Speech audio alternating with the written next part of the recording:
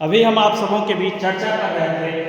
भाषा विकास को प्रभावित करने वाले कारक के 7वें पॉइंट के रूप में मल्टीपल बर्थ ऑर्डर को मैंने बताया और 7वें नंबर पे आता है मल्टीपल बर्थ। मल्टीपल बर्थ होता है कि मल्टीपल बर्थ बहुजन का मतलब यही है कि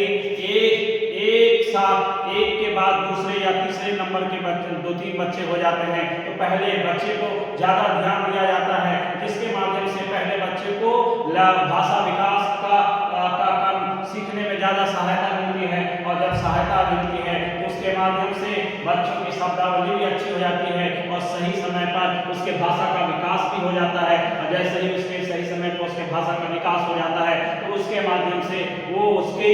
अपनी श्रेणी में बहुत सारी चीज़ें सीख पाते हैं। इसलिए प्रथम नंबर पे जो बच्चे आते हैं उस पहले बच्चे का भाषा विकास कुछ ज़्यादा हो पाता है। दूसरे तीसरे नंबर पे जो आते हैं उनके भाषा विकास का कम पड़ जाता है, इसलिए कि उसके माता पिता उसके परिवार के सदस्य उसको उतना समय नहीं दे पाते हैं जितना पहले बच्चे को समय दिया जाता है। 8वां पॉइंट है मल्टीपल लिंग्विज्म, जिसको हम भाषा विकास को प्रभावित करने वाले कारकों में 8वें कारक है मल्टीपल लिंग्विज्म, जिसको हम बहुभाषावादी के नाम से जानते हैं। और बहुभाषावादी ये है कि एक परिवार में कई भाषाएं बोली जाती हैं और जिन भाषाओं को ज़्यादा जोर दिया जाता है, जिन भाषाओं को ज़्यादा बोला जाता है उस भाषा के क्रम में बच्चों को बोलने, सोचने, समझने, लिखने, बोलने और उसके व्यवहार में परिवर्तन होने की समय सीमा बढ़ जाती है। और जिन भाषाओं का कम उच्चारण होता है उसके उच्चारण भी कम होते हैं, उसके बारे में बच्चों को जानकारी भी कम हुआ करती है। नेक्स्ट जो है प्रभावित करने वाले कारक वो है पीर्स कहते हैं दोस्त,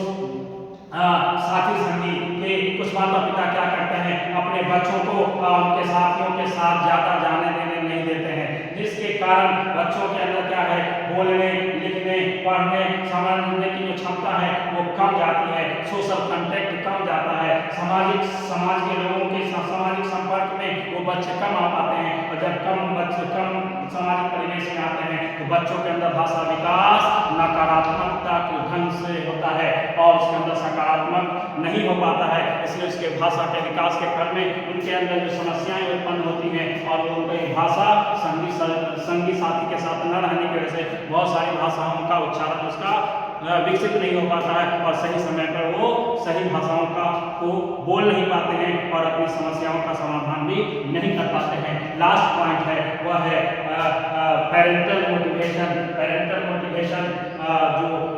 भाषा विकास को प्रभावित करने वाले जो 10वें नंबर जो अंतिम है वो है पेरेंटल मोटिवेशन। अभिभावक प्रेरणा करते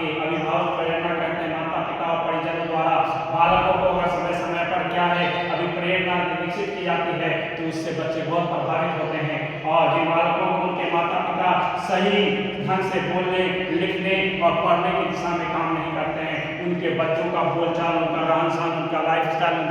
उनके जीवन जीने का तरीका, उनको बोलने का तरीका, उसे चलने का तरीका, मतलब जीवन से जुड़े सारी चीज़ें वो नकारात्मक ढंग से ही होती है। इसलिए परिवार की अभी प्रेरणा बहुत ज़रूरी है और माता पिता और परिवारजनों का की अभी प्रेरणा जरूरी है। और अभिभावक प्रेरणा इसलिए जरूरी है कि अभिभावक के बिना प्रेरणा के बच्चों के अंदर कुछ करने का जज्बा उत्पन्न नहीं होता है,